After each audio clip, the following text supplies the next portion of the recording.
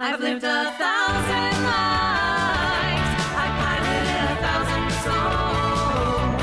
I've killed and fought and died just for another role. This is the Happy Jacks RPG Podcast, a roundtable discussion that's a mix of friendship, humor, unbridled enthusiasm, and tabletop RPG topics sent in from around the world. Just for another role.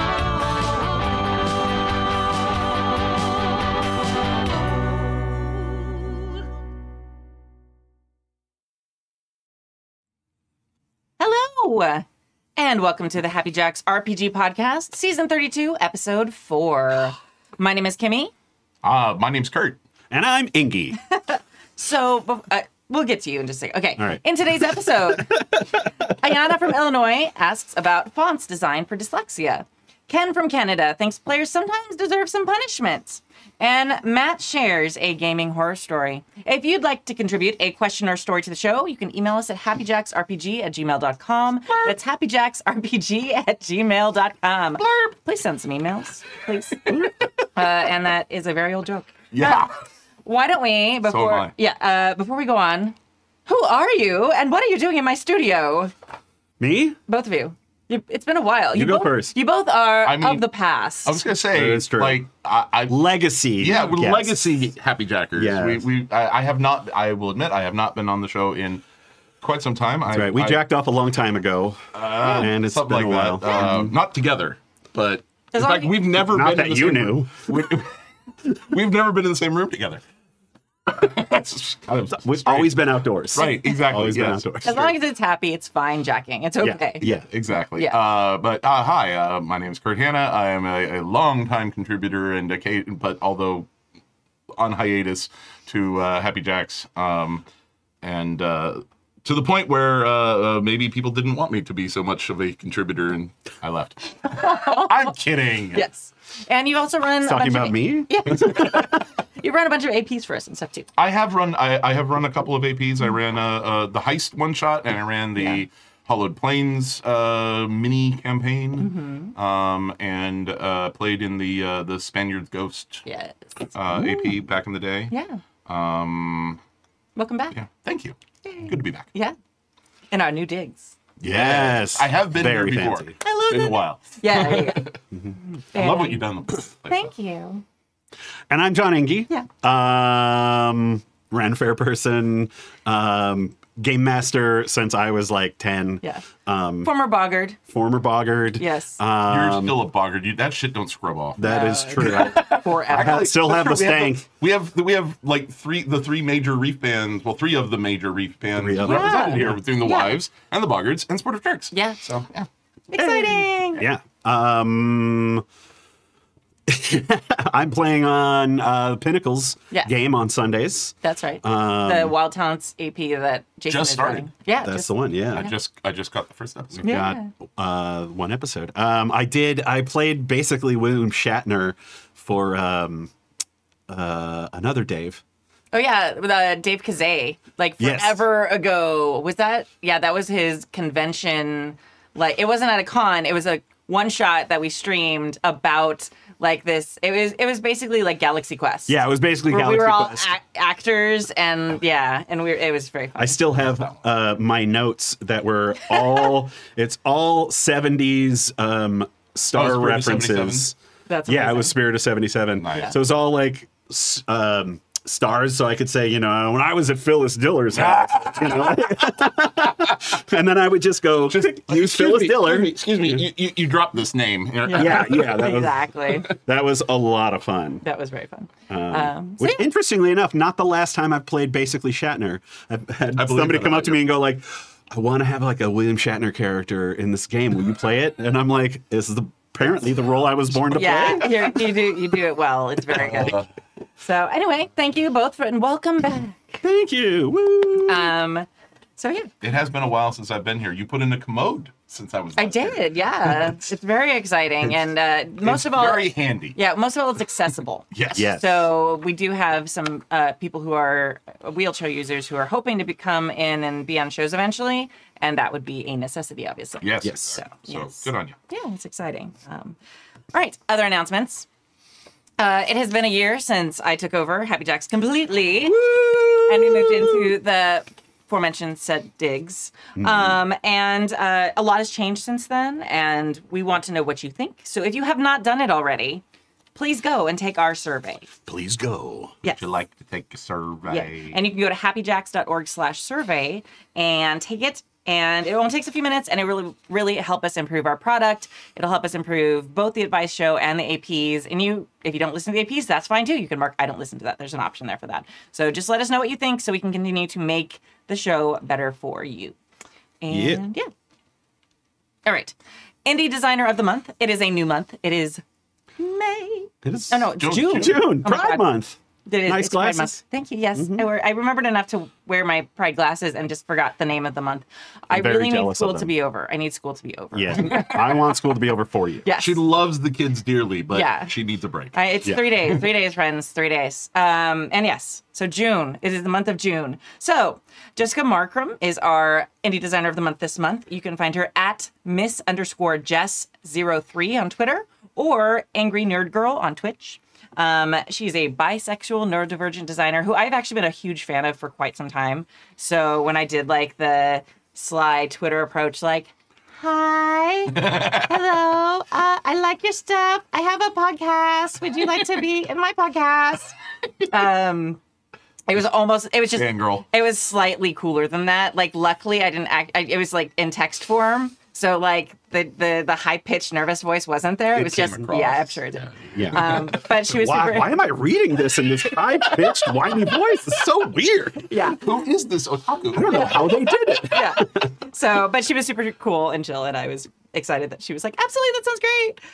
And she'll actually be joining us next week on the show. So you can find her games. She writes for a lot of different things. But you can find her games at angrynerdgirl.itch.io. And the game we're going to focus on this week is called Oops, All Draculas. Which, So- first off, I just want to say how much I love referring to vampires as Draculas. Yes. It's one of my favorite things. Well, this is very specifically designed to be you are multiple, like each player plays a trope of Draculas. Oh, I love So it. it's very And good. there's a new Dracula trope now. Yes. Because now because you could be the Nick Cage. Christopher Lee Yeah. Dracula, you could be the Bela Lugosi Dracula, you could be the Leslie Nielsen Dracula, but now you can also be the Nick Cage Dracula, It's amazing. which amazingly is more over the top than Leslie Nielsen. You wouldn't think so. No, I know. I would totally expect that. No, that's perfect. All right. So in the game, you've always wondered what was just beyond the doors of that spooky old house at the end of the block. Turns out it's full of Draculas. Now, those Draculas are you. Yeah. Oops, All Draculas is a buddy system game. That's the system she's developed and uses. That uses either Terra or Dracula by Bram Stoker and can be played with or without a GM. It uses a 6-sided dice pool.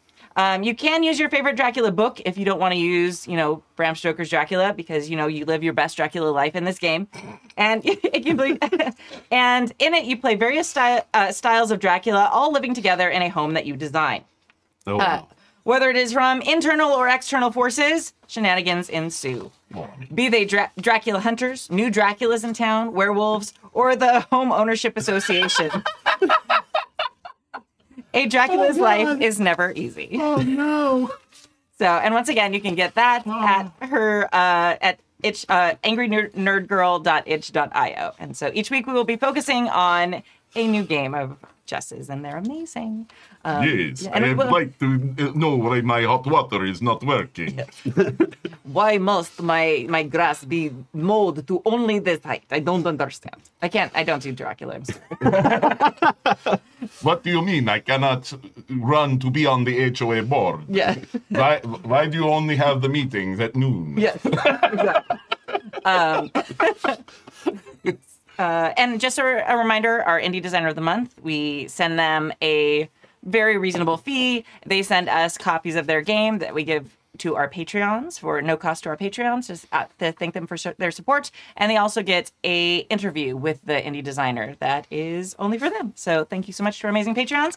And thank you, Jess, for being our Indie Designer of the Month of June. June! Because it's June. Yes. It's June now. It is. It is in fact June. Yes. And This is not pre-recorded. We're just stuck in. How long is your Checuary? Sorry, I can't tell you I'm on strike. Fair enough. You and everybody else we know. Okay. That's right. Except me, I'm not on strike. I'm not I on have strike. 3 more days. Okay. Then you get to go on strike. Then I get yes. All right. Mailbag number 1. All right, I've been talking a lot. It should be someone else. All right, I've got this. Why'd you take off your glasses to read?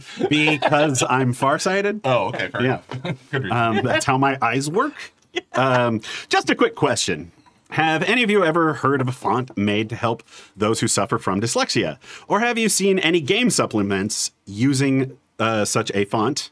If not, meet Open Dyslexic. For what it looks like, go to their website, opendyslexic.org. It takes a bit of getting used to, as it has weighted letters to help reduce possible confusion from similarly shaped letters like B and D or P and Q. Open Dyslexic is an open source font that is free to download and use in applicable programs. My husband has dyslexia and greatly appreciates the inclusion of the font on his Kindle Paperwhite. But I've never seen any PDF or physical game published in it.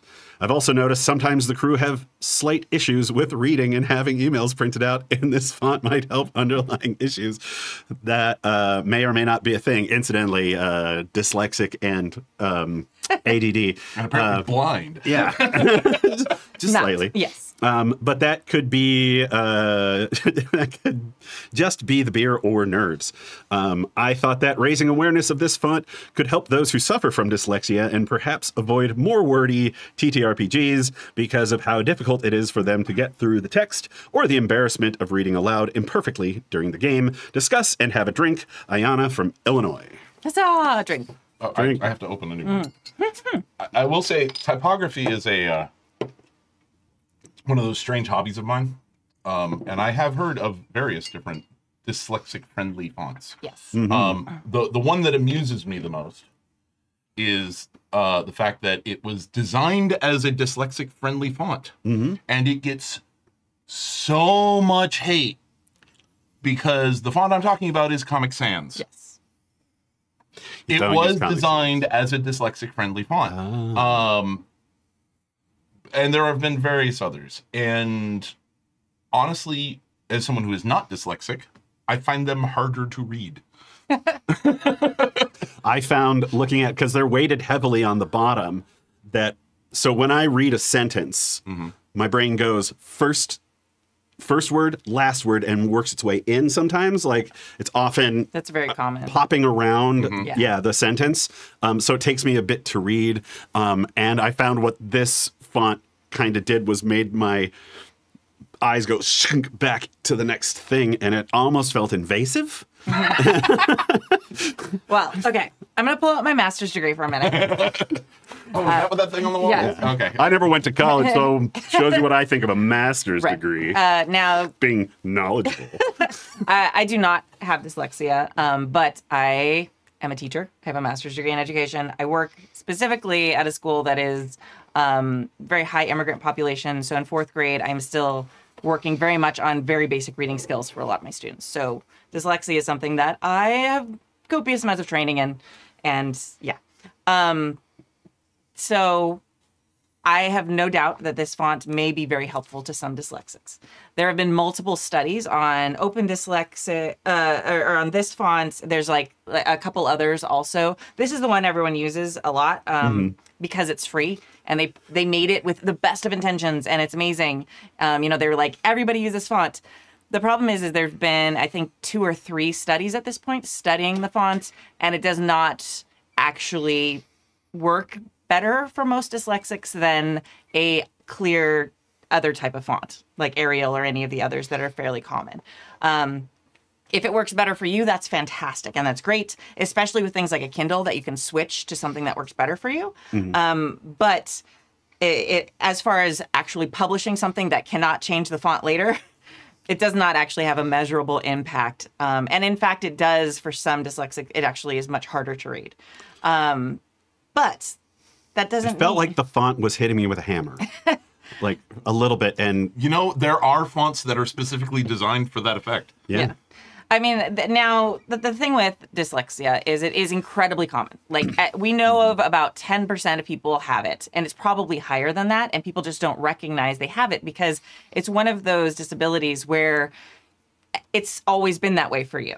Yeah, I didn't know I had it until I was in my 40s. Yeah, exactly. So it's one of those things where suddenly someone will say something and be like, well, wait, I do that. And when it was really like named in the 1920s, I don't remember the name of the doctor guy, but he thought it was a visual thing. And it actually, dyslexia is not actually visual, although it has visual symptoms for some dyslexics. It's actually a processing issue with the brain, because lots of different parts of your brain are how you read. You have to, there's a visual component, there's a sound and remembering and auditory component, because you have to put sounds with the things you're seeing, and then you have to apply meaning to it, which is in a whole nother part of the brain. Oh, yeah. There's all these parts, so it's like ping-ponging around your brain as you read. And dyslexia is actually a processing piece where looking at the shapes of the words or of the letters doesn't click with the sounds, and sequences of letters don't click with the sounds and the meanings they're supposed to make the same way it does in people who don't have dyslexia. So often, like, letters will mirror or flip. A lot of times in movies, it shows as like number or like the letters like melting and moving around on the page. That's not really a super accurate. Like it gets the idea across of what it is to people who don't have it, but that's not a lot of dyslexics see everything fine. Many of them will mirror, they flip things, but it's not just a visual component. So unfortunately, that's something that because of the 1920s, like everyone assumes it's a visual thing. Yeah. Well, and also, thanks to the chat and our wonderful moderator, James, is coined by Rudolf Berlin, who coined the term dyslexia back in 1883. Yeah. And he was an ophthalmologist. Yeah. You know, when all you have is a hammer, the world looks like a nail. Right. Yeah.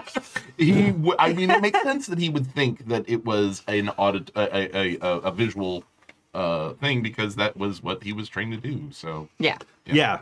It's when I'm reading something, and actually my favorite thing about my dyslexia, because there are upsides too, because it brings me never-ending joy to misread these things, and they come out super dirty, and I have to go back.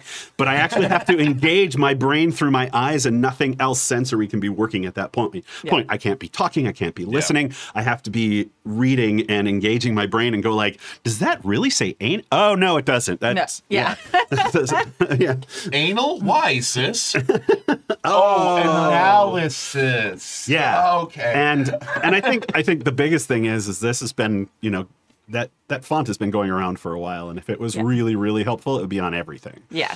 And I don't there was, and there have been throughout history, a bunch of scams for people trying to help dyslexia. There were, I forget, these weird looking glasses in like the 60s and 70s that people like swore helped them. A lot of them ended up being like full-on scams. Some of them ended up being people who were trying to help and, you know, didn't quite understand, or just, you know, and there's often a component that it causes frustration. I know there was kind of an uproar in the educational, there's an uproar about this font and similar fonts in the educational community, because a lot of teachers switched and were using them. And then it made families and specifically students with dyslexia feel worse, because using the dyslexic font or the open dyslexic font and a bunch of the others, they thought that it would be better, and they didn't see an improvement, so then they felt even worse. Yeah. Now, it doesn't mean that it doesn't help some people. It absolutely, if your anecdotal experience is that it has helped you, kudos to you. Great. Yes. Awesome. Not negating that at all. Yeah, still use it. I mean, and it's great that it's on like devices. Yeah. Because that's some of the things that really do help the most. So from, again, a teacher standpoint, I pulled out my list of things. She has notes. I have notes. And these are like best practices that they like teach us in teacher school, which is totally called teacher school. It's called a normal school for some. It is. So good fonts to use are Helvetica, Courier, Arial, Verdana and Computer Modern. Those are all Computer yeah. modern. Those are all good fonts to use for dyslexics that have been studied. Now, Open Dyslexic font is not like necessarily worse than those, but they do not. But in multiple like scientific studies, there has not been an increase in reading speed or ability or understanding using it versus these fonts.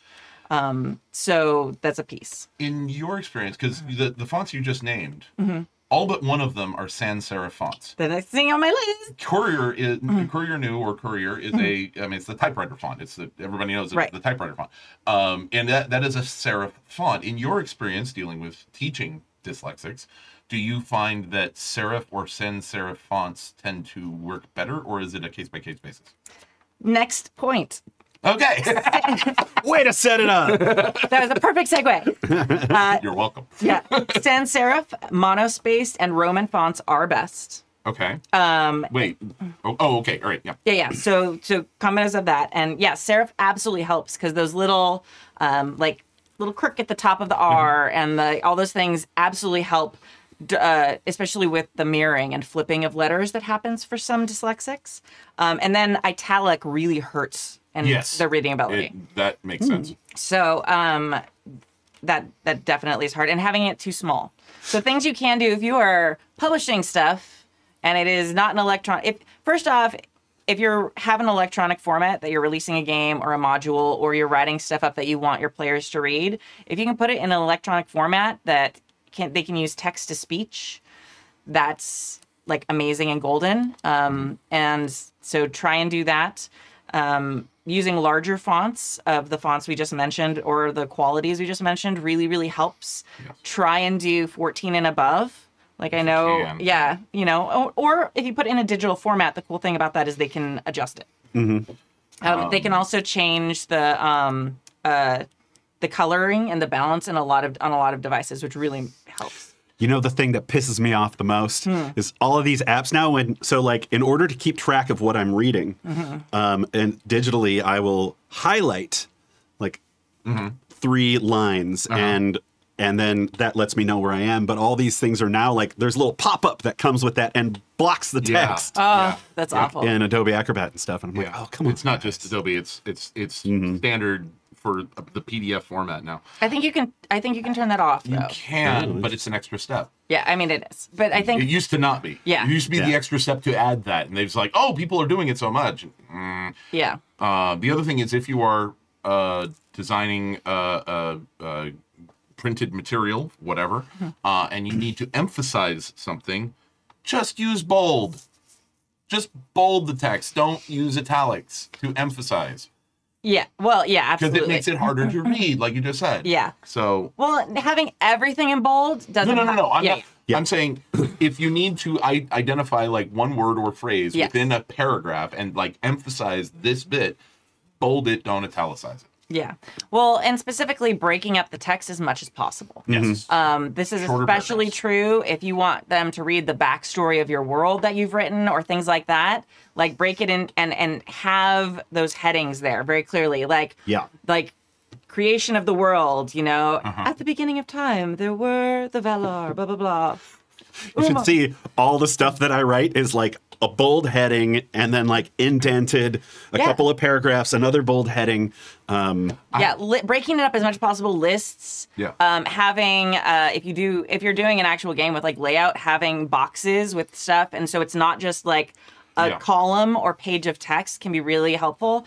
And also columns are a pain in the ass usually for text to speech readers. Yes. A lot of them. So if you're going to, like, I know they look nice and that's sort of a tradition in RPGs to like have column stuff, but if you can, like, break yourself of the expectation of that's what it should look like, because it makes it really hard on a lot of people. If you want to do columns, then you have a column of text and your other column is sidebar. Yeah. That could And be. it is highlighted in a separate little text box. And make sure that your sidebars don't go onto multiple pages. That pisses me off. Yeah. But desktop publishing, typography, it's literally in my blood. Oh my God. Yeah, no, That's not good. You better see a doctor. I know, right? But yeah, it's I was injected with a .05 pen. No. Bitten by typewriter. Radioactive typewriter. Exactly. Yeah. But yeah, no, it's And making sure I'm stuff. gonna hold off on the whole rant that I could go on to because it would About take the fonts. entire Okay.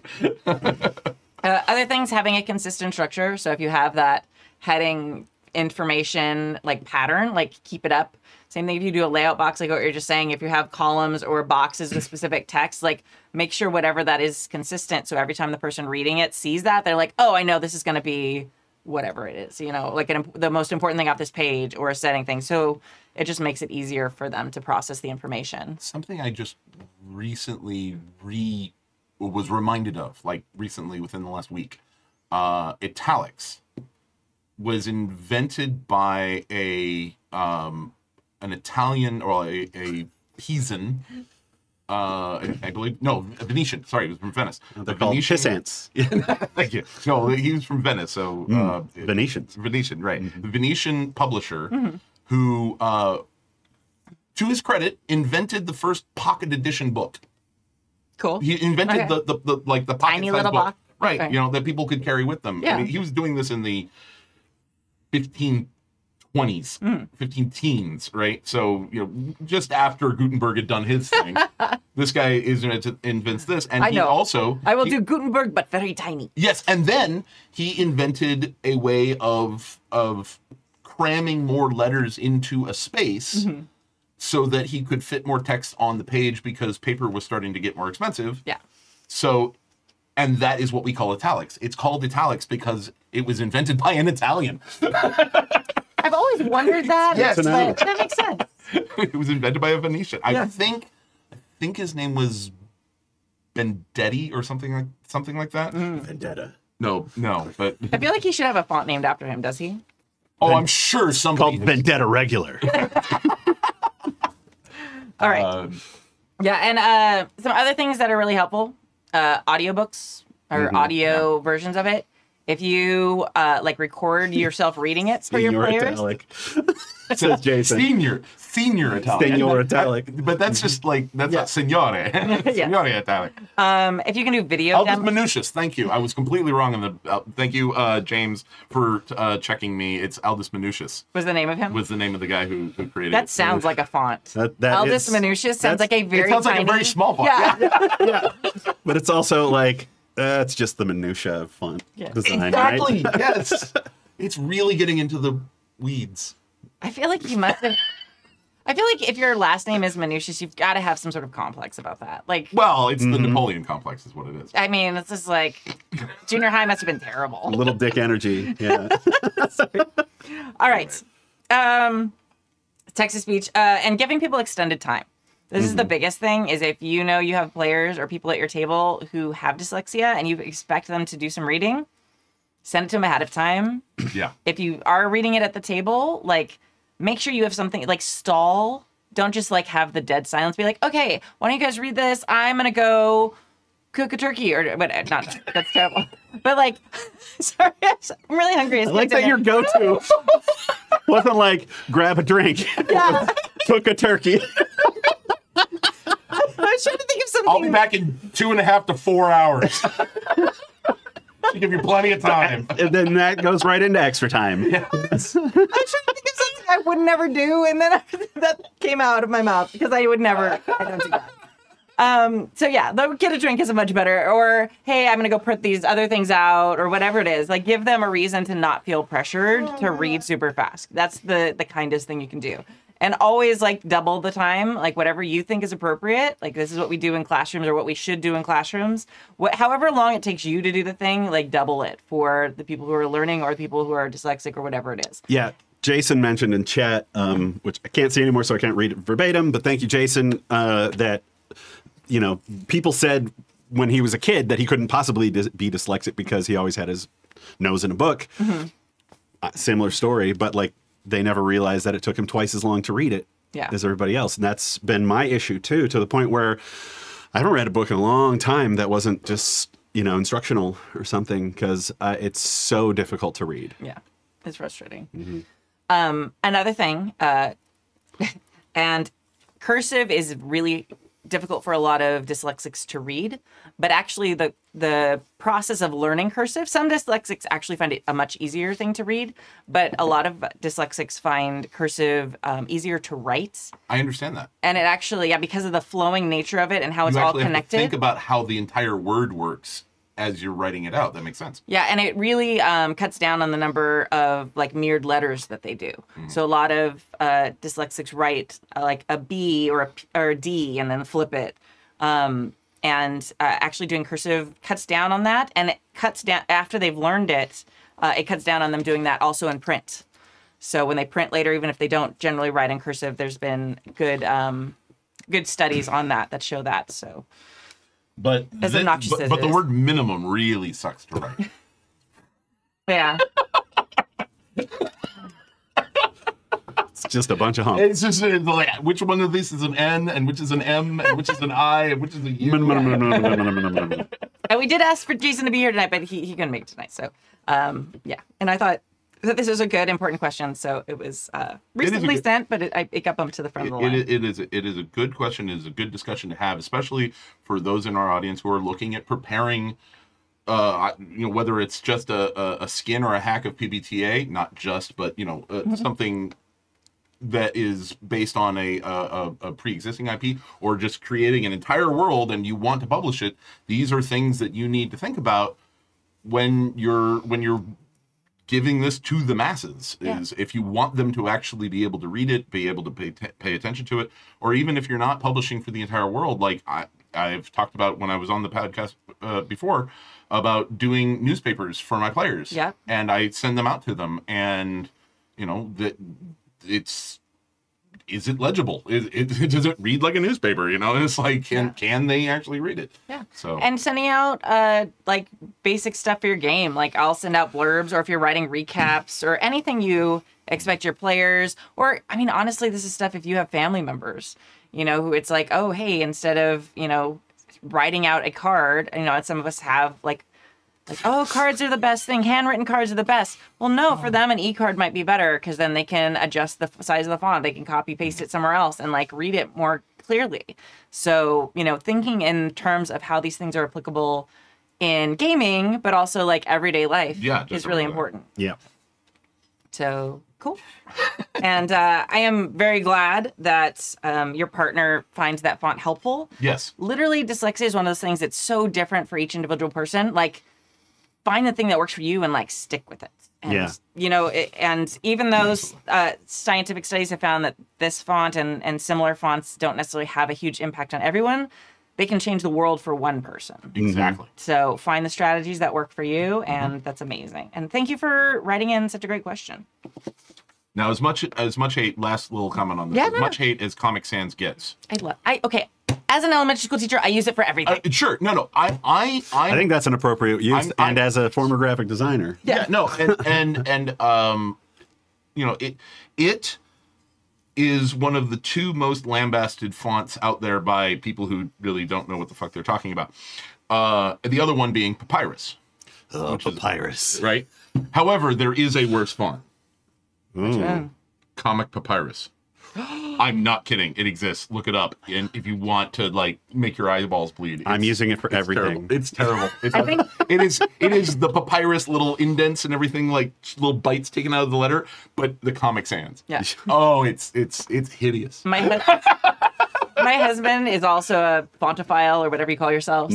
I almost bought him a pillow that says "I love you" in Comics Papyrus.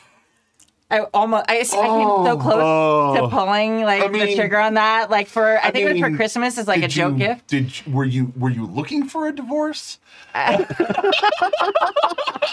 That might have been grounds in California.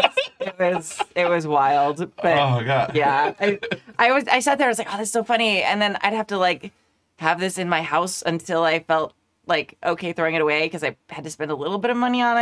I was like, oh, how funny is this joke? Sometimes it's funny, but not the money. Yeah. Not worth it. It's funny, but it ain't $50 worth of funny. Yeah, Right? exactly. Yeah, Not this has to sit on somewhere in my house, so I have to look at it for at least 6 months to make Yeah. it worth it. Right. Yeah. Yeah. exactly.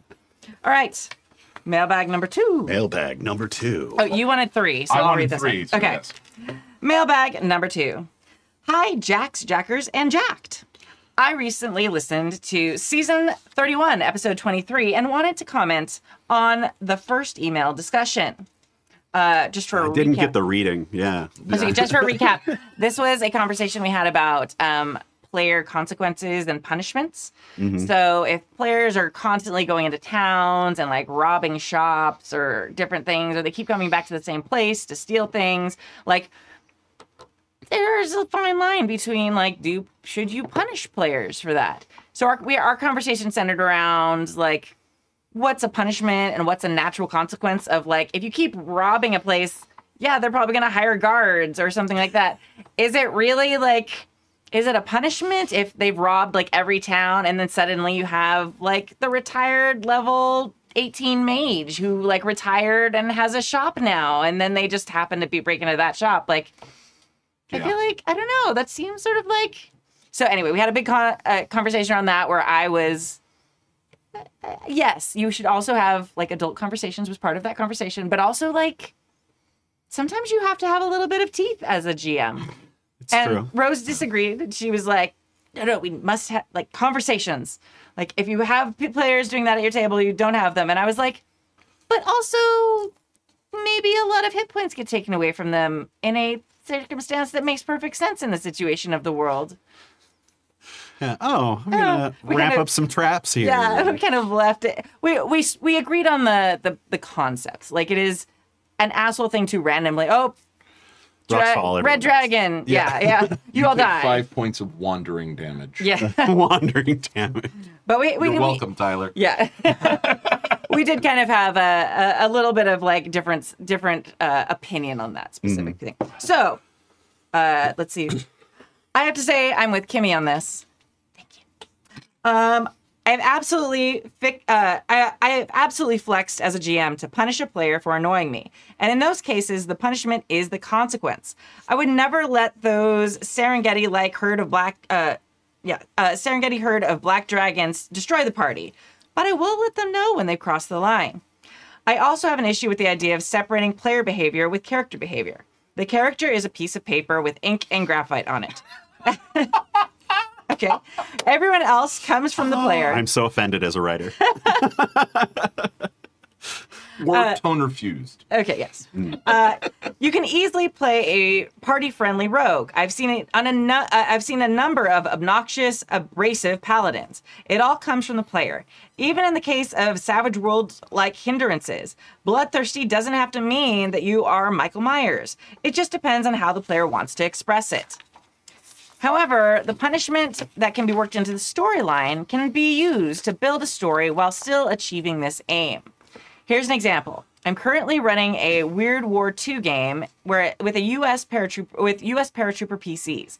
I clearly stated during session 0 that I wanted to run a campaign where the heroes were heroes, not murder hobos. We like the term murder tourists because most of the time we can't.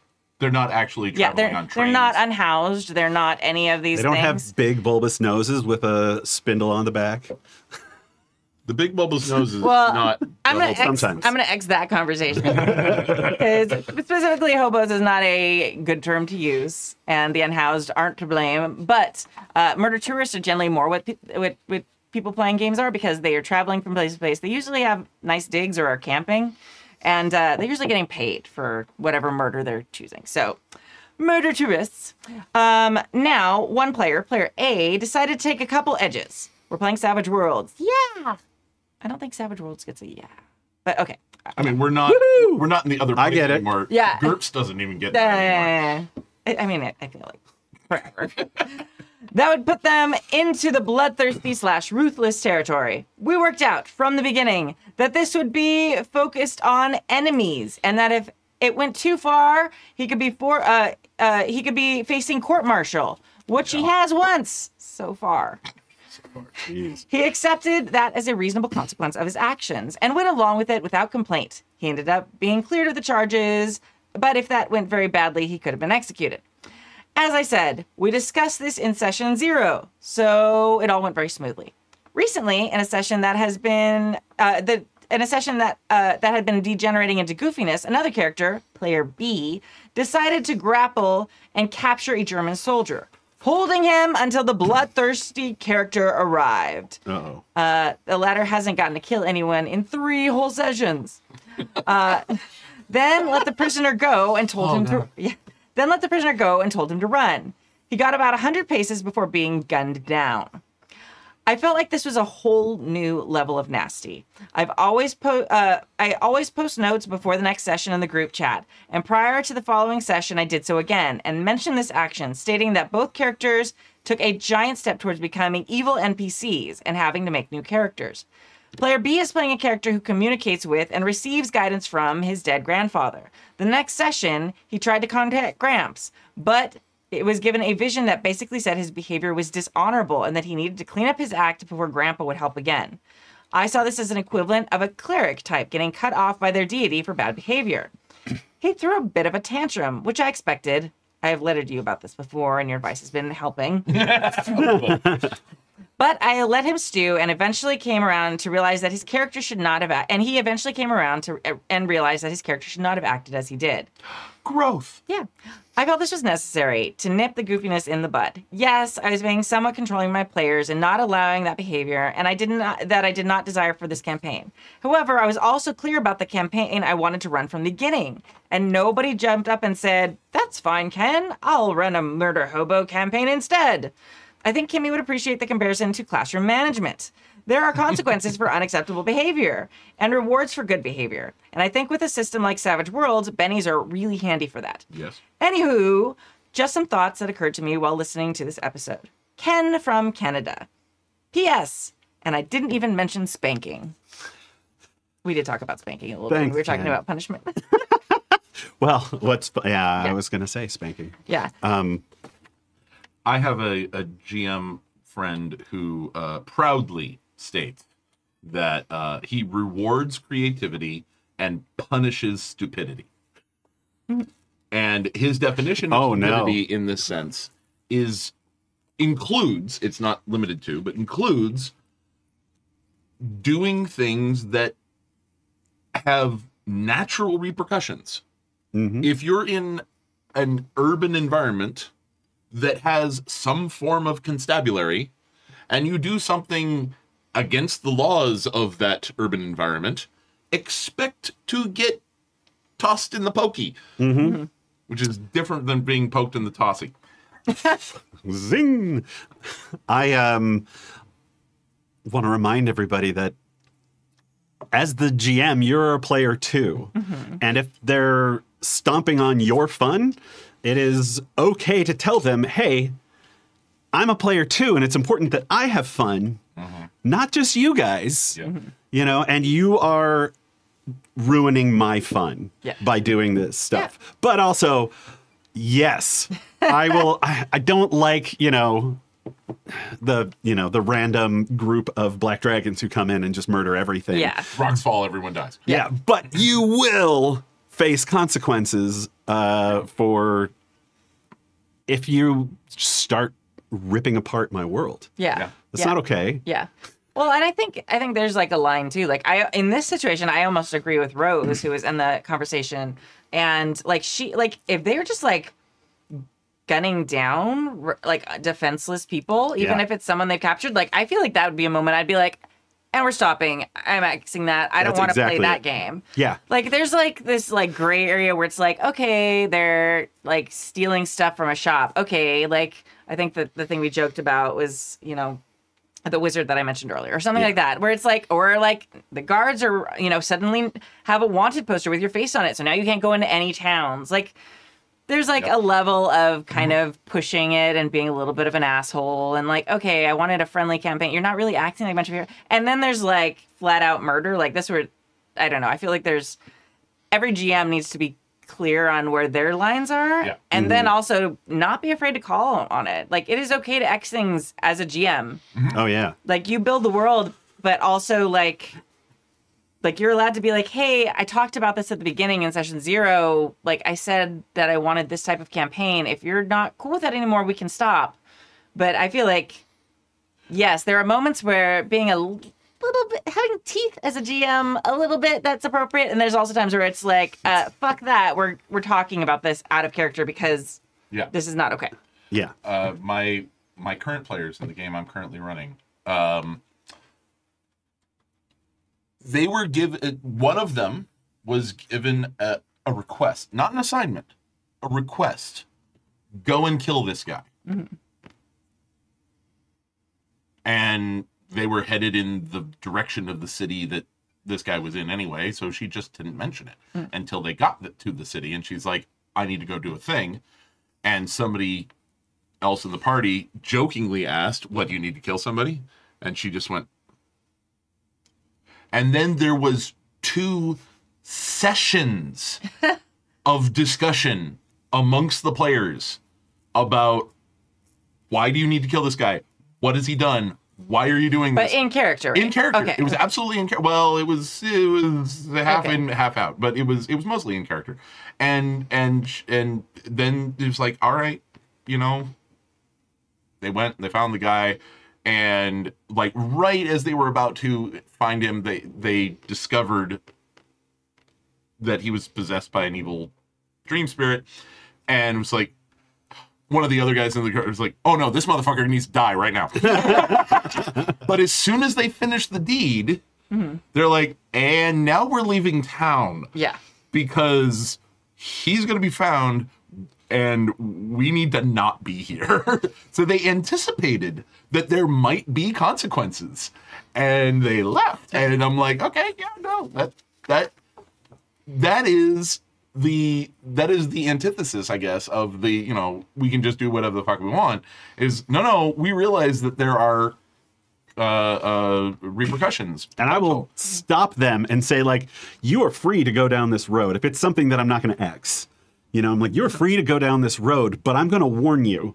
Yeah. The consequences for this, you're not just going to wander freely just because you're a PC. This is not a video game. Right. Yeah. There will be consequences. Yeah. I'm not going to tell you what they are. Well, and Well- they also knew that this particular guy was not only, you know, a businessman in the city and a well-respected member of the community and everything like that, so there would probably be the local constabulary. He was also a made man.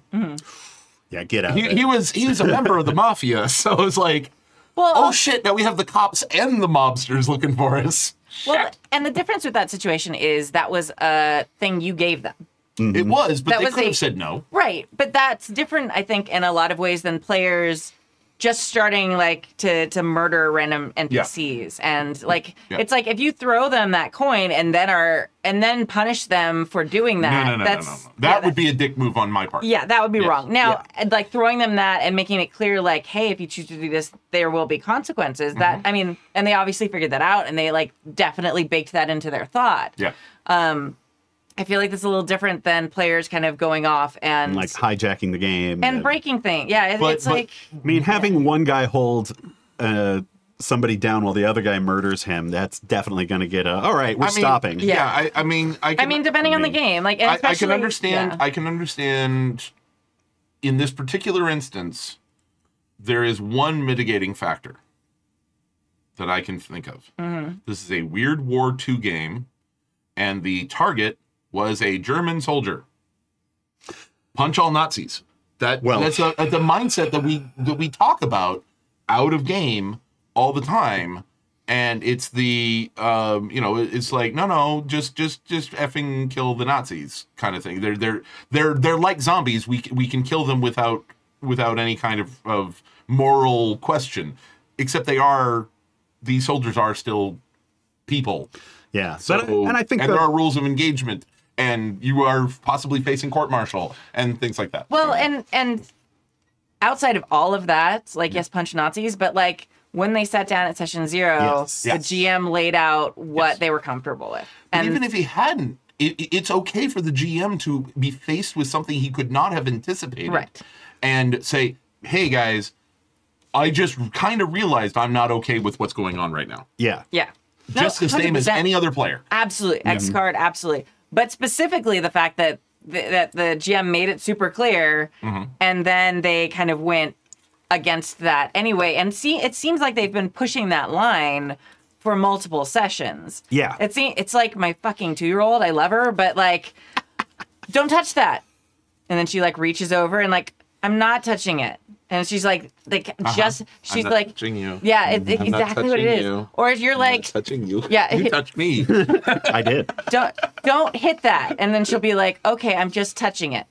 And she's just like, she pushes and sees that line. It feels Because like they need to know where the boundaries are. Yeah, And sometimes players are like 2-year-olds. 100%. And you need to show them where the boundaries Yeah, are. and so it feels like, okay, very clear boundaries. Okay, I'm just I- touching the thing you told me not to hit. Is that okay? I'm reminded of Christopher Titus, who's like, he's going to put a penny in a light socket. It's like, no, wait.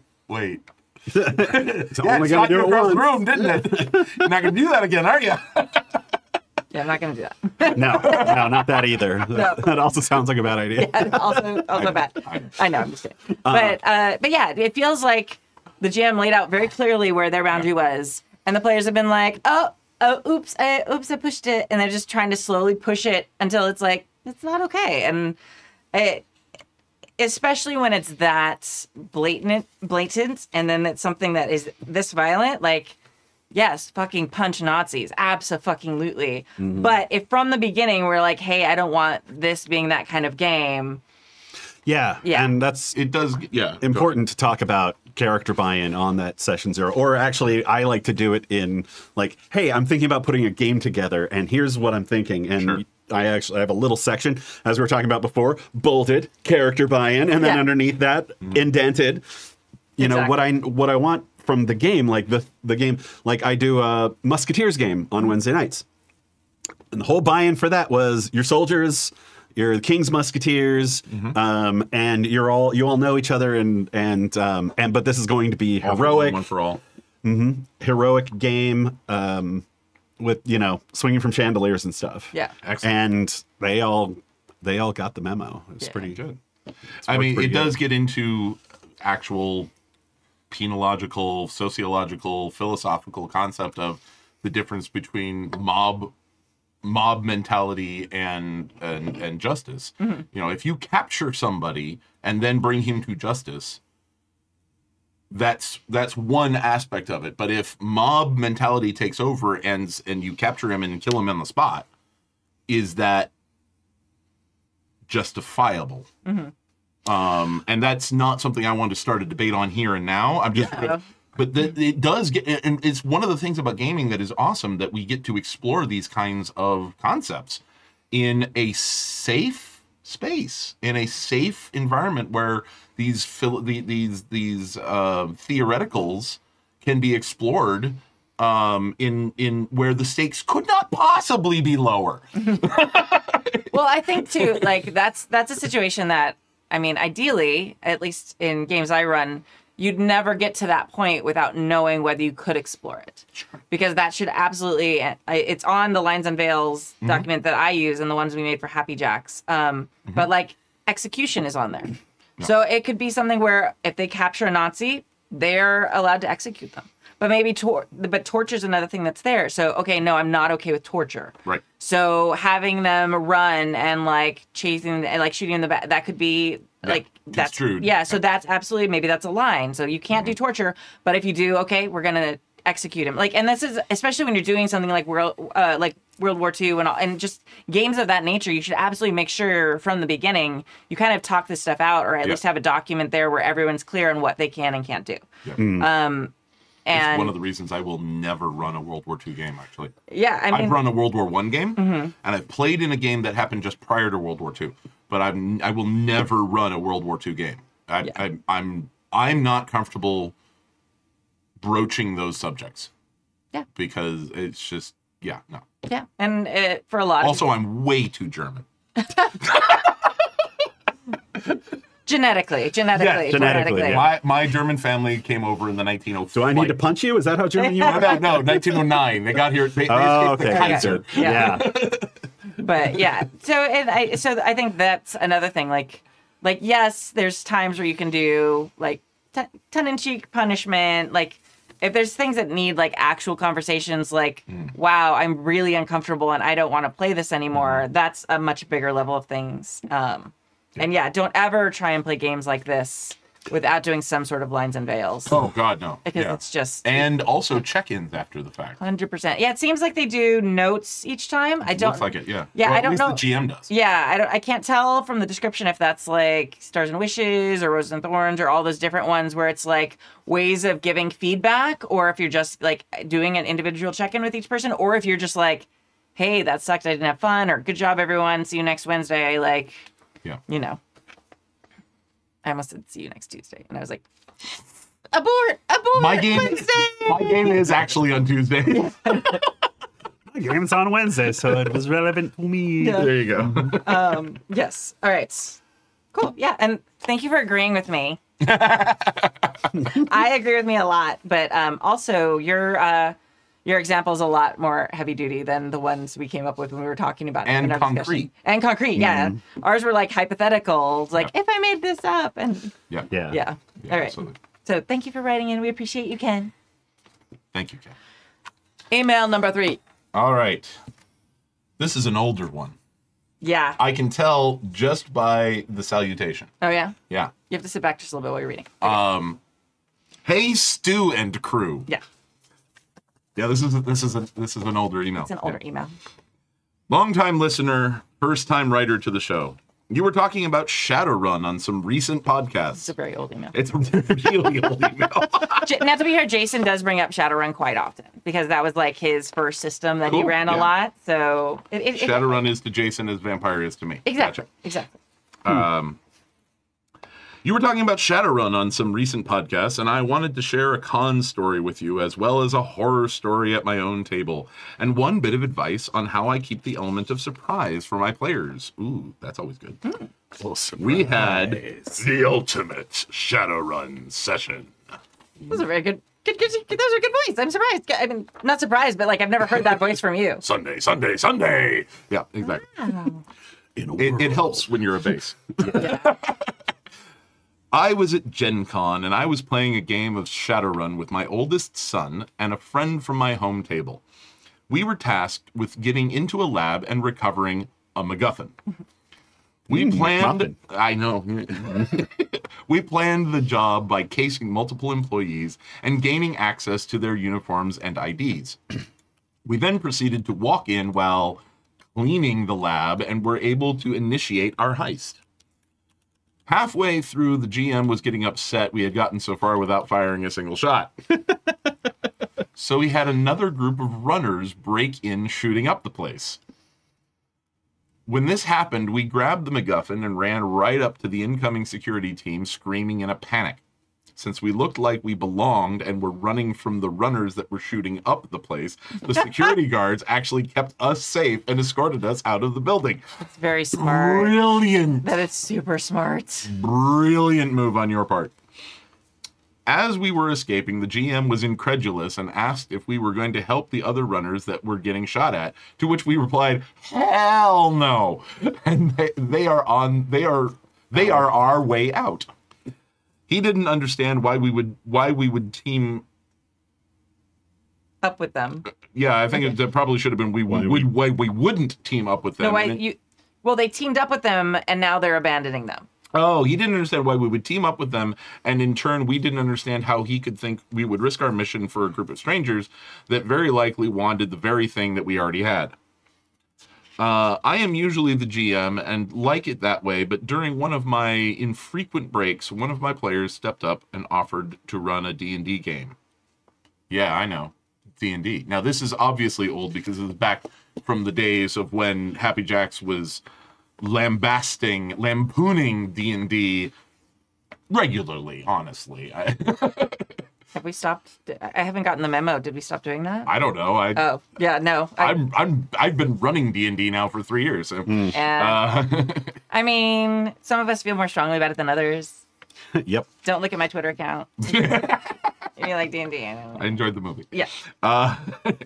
Anyway, so that first of all, I just want to comment on the brilliance of your leverage-esque escape. Yes. From this well Shadowrun, this well done. Well done. Yes. Well done. Anyway, one of my players stepped up and offered to run a D&D game. We were in a dungeon crawl, and there were mysteries that we couldn't figure out. The last encounter at the end of the night was a pool of water. One of the characters entered the water and was standing 5 feet away from the shore.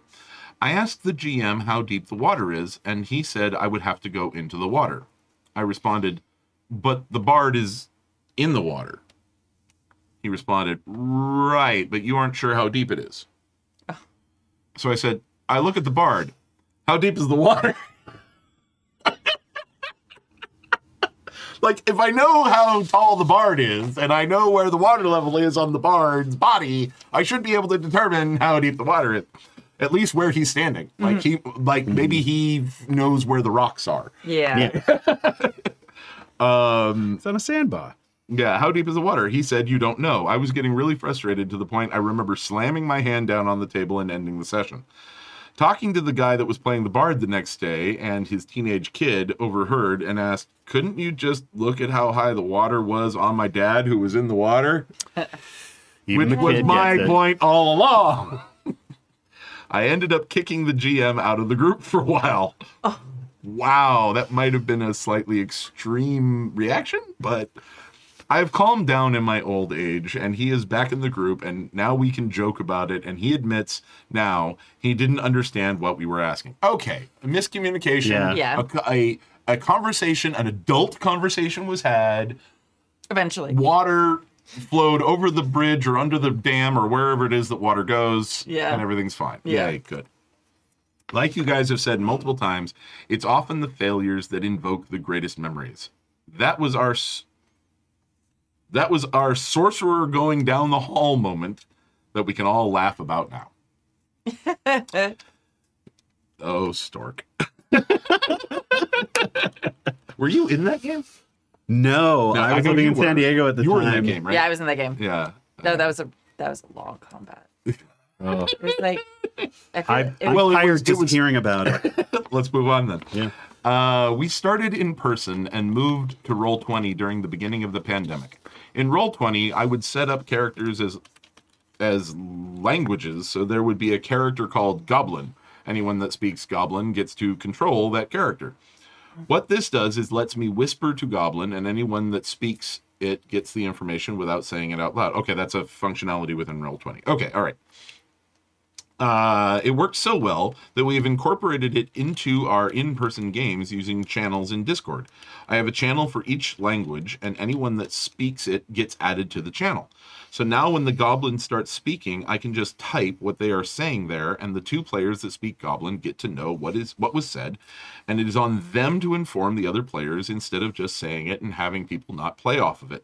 I think that's effing brilliant. That is great. That is a really good use of the Technological tools! technological tools available to you both in Roll20 and Discord, which I don't understand. But and yet I have to use it for the game I play in every other Friday. Yeah. I still don't understand it. I'm getting old in my old age, and I don't understand some technological tools. Keep up the great work. I love listening to your podcast, Matt Tanic5 on most places on the interwebs. Thank you, Matt. That was a cool. I'm glad that your horror story worked out in the end. That was actually a really good suggestion. I really like that suggestion. yeah. I also don't like know that I can implement it in my game, but I will look for ways to do it otherwise. Yeah. I also can't blame that person who's DMing and if you didn't say I look and see like sometimes in that moment you're thinking of so many things. yeah. Yeah. It's like I look at the bard, how deep is the water? He's like, I just told you don't know. He didn't quite grok put two- exactly what you were meant. He didn't get put two and two together Yeah. to get 5. and Yeah. and you didn't sit there and explain, at least from the story, well, I know the bard is 5'7", Right. and how much of the water is up to his waist. yeah, if you'd specified that, then the DM Yeah. probably would have been like, oh, I get it. Okay, yeah. But in that moment, It does remind me of an old joke. Oh. okay. Should I not? I don't know. I don't know. Jimmy looks very worried. So Jesus, St. Peter, and St. Paul are in a boat on the lake. Okay. All right. So far, so They're good. fishing. All right. Like you do. And you, Jesus. Jesus says, "Oh, we need more bait. I'm gonna go back and get it. And it's like, well, you need to row. And they're like, no, it's fine. And Jesus gets out of the boat and walks across the water and gets the bait and walks back to the boat. Okay, but it's Jesus. Yeah. And then St. Peter says, oh, we're out of wine. I'll go back and get some more wine. And St. Paul said, what? And it's like, it's okay. And St. Peter gets out of the boat and he walks across the water and gets more wine and comes back. And Paul is... So finally, after a little bit, Paul says, we're running low on food. I'll go back to shore and get it. And St. Paul gets out of the boat and sinks straight to the bottom of the lake. And Peter says to Jesus, you think maybe we should have told him where the rocks are?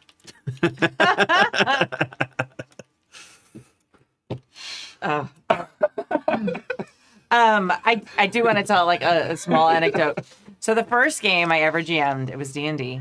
And I was running a game at Stu's house for a couple Happy Jacks people. I was like, okay. I remember hearing about this. Yes. So I was like very proud of this concept of like this like small island nation that was like in the middle of nowhere. And I didn't really like do too much research because like the adventure was not about getting there. It's like, okay, you're there. And then the adventure was like there.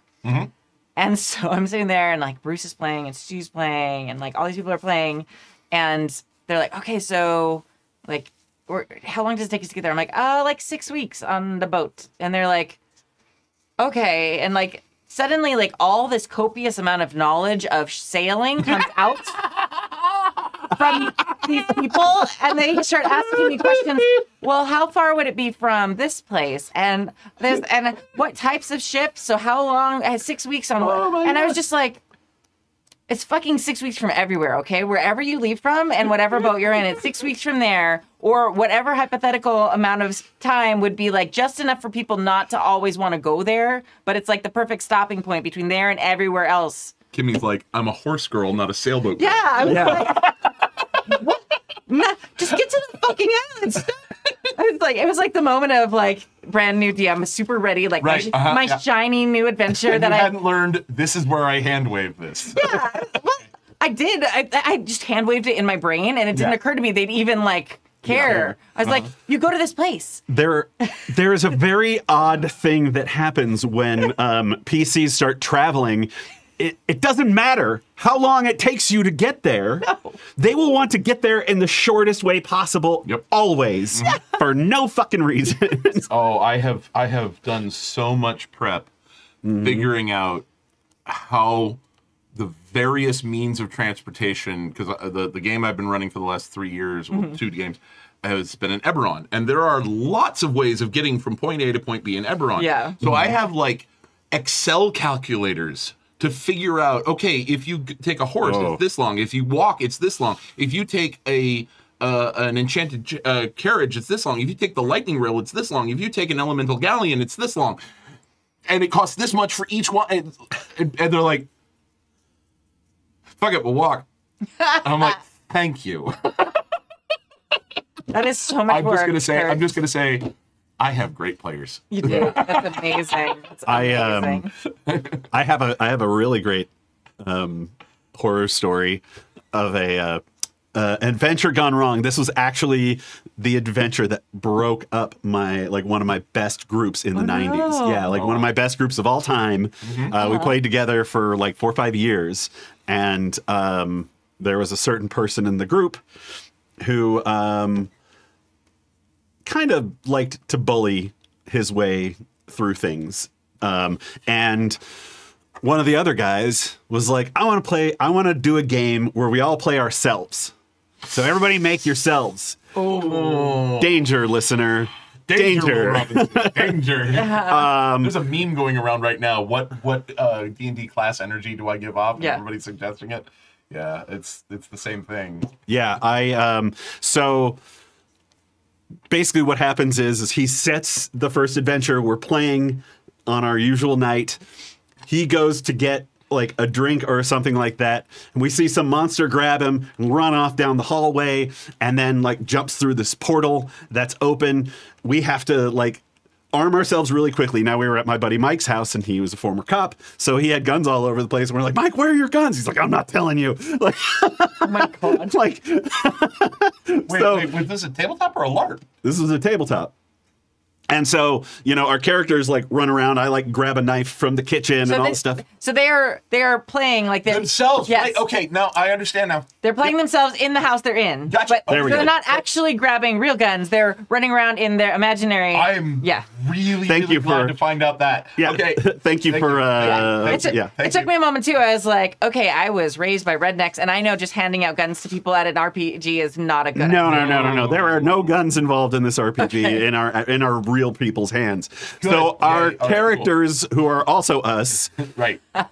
run as fast as we can, get all of like the stuff that we might want to use from the house, jump through this portal. There's tracks leading away, Sure.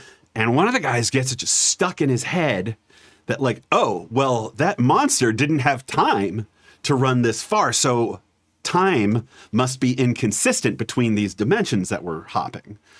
And so we have this like console in this other dimension, like the thing closes behind us and we have this console and we have to like figure out how to work it to get from, point A to point B and all this stuff. We spend 2 full sessions with one guy bullying us all into holding hands, walking through a portal, coming back and trying another one, and seeing if like there's a time difference and stuff like that.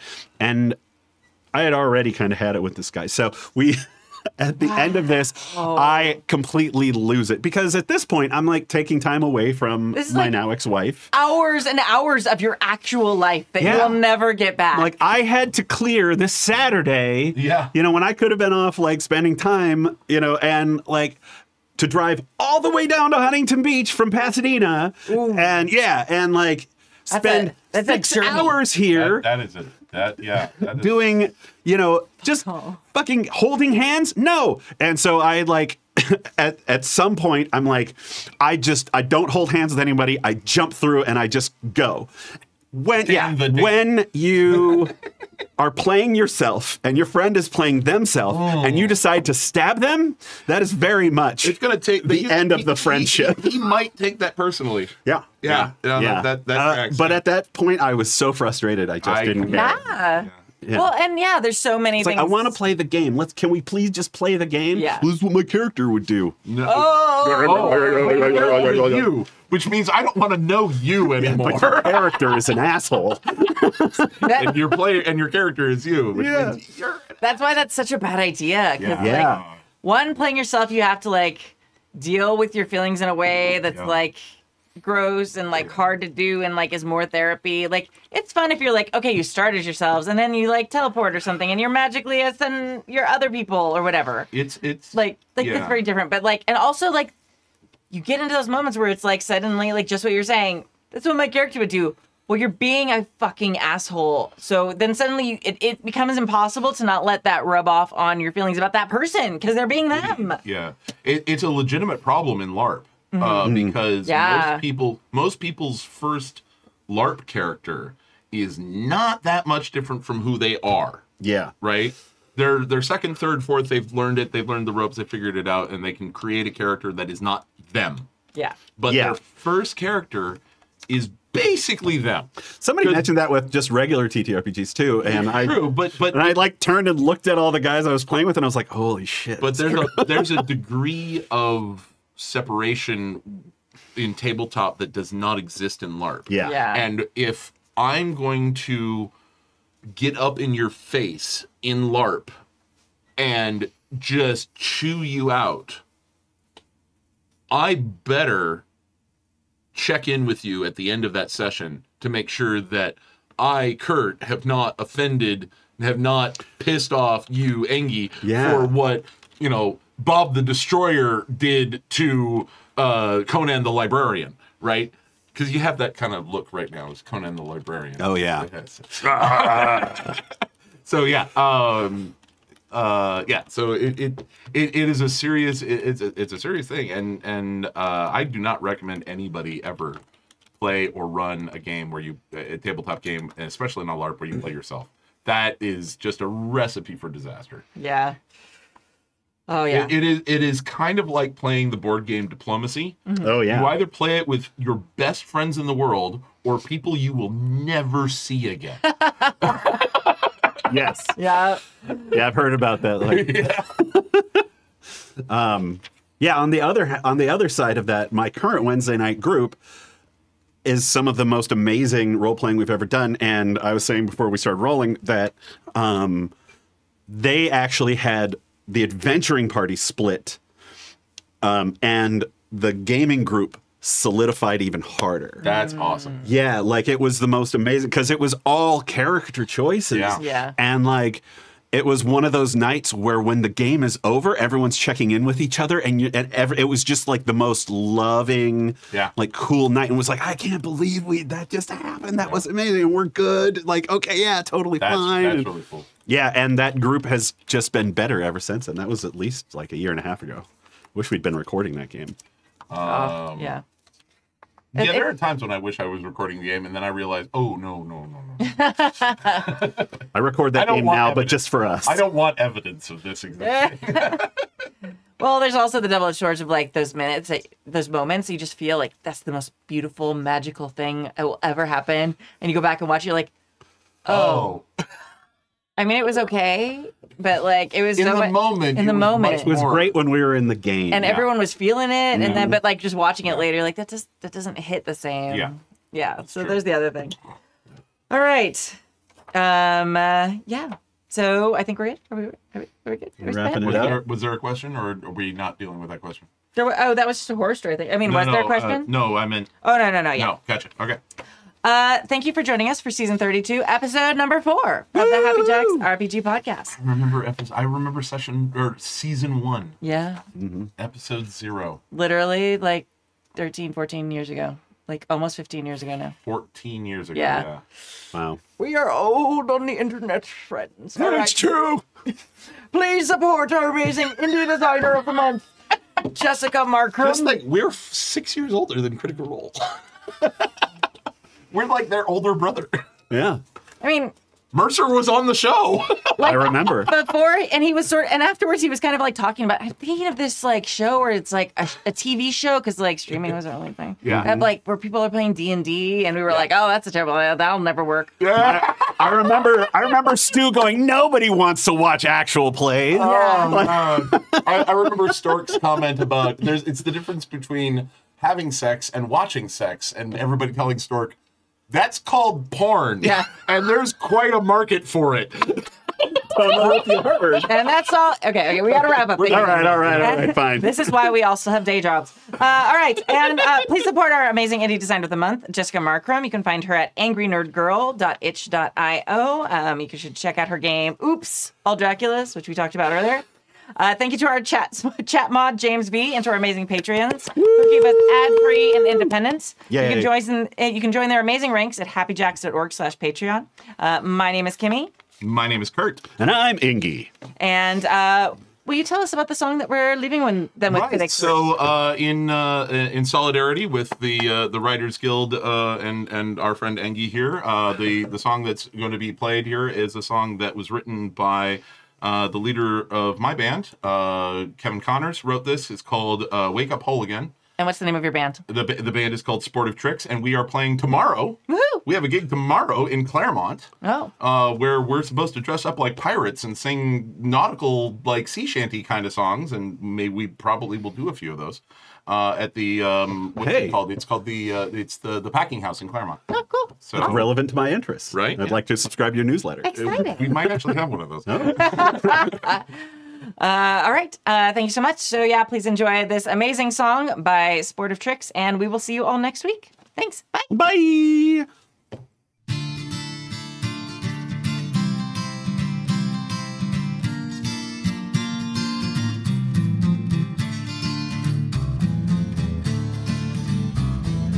Factory closed down years ago, windows shuttered and dark. Gangs occupy the playgrounds, shooting up the park. Don't seem to be no work for me, no matter how I try. My wife's hustling tables, struggling to get by. I bought the dream of working hard, played straight to get ahead. Now my dreams mock me, my nights are filled with dread. So I count the cost and cut the loss, try to pay my way. I wake up every morning, like to make it through the day. Don't wanna live in fear, don't wanna live in pain. Hiding in darkness, afraid to speak my name. Stand as my witness, I will not live in shame. Though I lie down broken, I will wake up whole again. Tommy grew up, Tammy, different from the rest. Finds what's in the mirror, doesn't match what's in his breast. Now Daddy doesn't talk to him, eyes angry, turned down low. Muttering to himself, where did my daughter go? I used to dream of love, happy after till the end. But if it's not he and she, I guess it's just pretend. Don't tell me how to feel, don't try to make me hide. I'll wake up in the morning, my true love by my side. Don't wanna live in fear, don't wanna live in pain. Hiding in darkness, afraid to speak my name. Stand as my witness, I will not live in shame. Though I lie down broken, I will wake up whole again. Running for survival like so many came before. Searching for safety on this golden shore.